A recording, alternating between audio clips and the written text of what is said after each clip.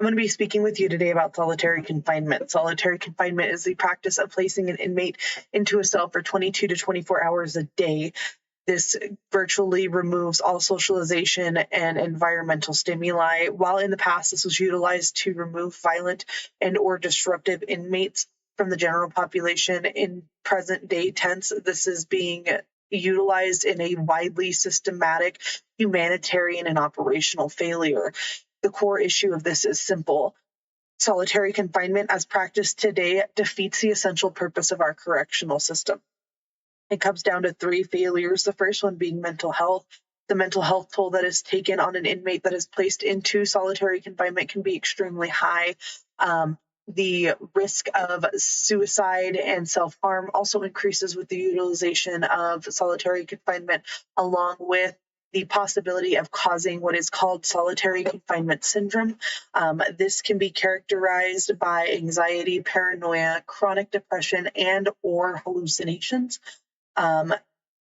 We also need to consider that in a study, it was found that roughly half of all of the prison suicides took place among the estimated 7 to 8% of inmates in what is considered restrictive housing.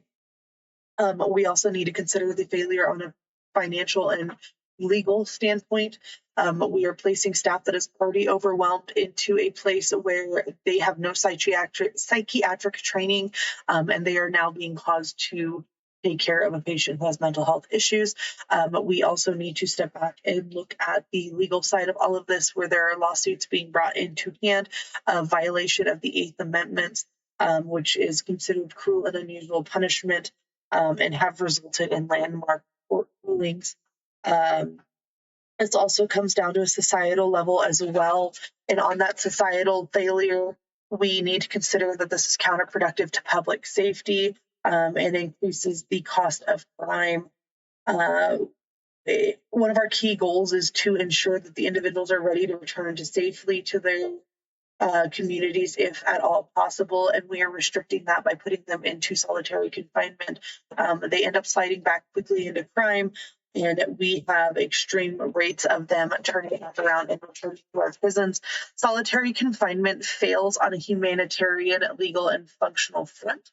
It systematically deteriorates mental health, exposes us to constitutional violations, and drains resources throughout litigation, and actively increases recidivism. We're seeing an increase of the population coming back, especially those that are kept into solitary confinement. Implementing clear limits on isolation and prioritizing alternatives such as specialized therapeutic housing units should be placed and considered as well. The time to resolve this issue for the safety of our staff, the well-being of our incarcerated population, and the long-term benefit of our community needs to be put into hand. Thank you for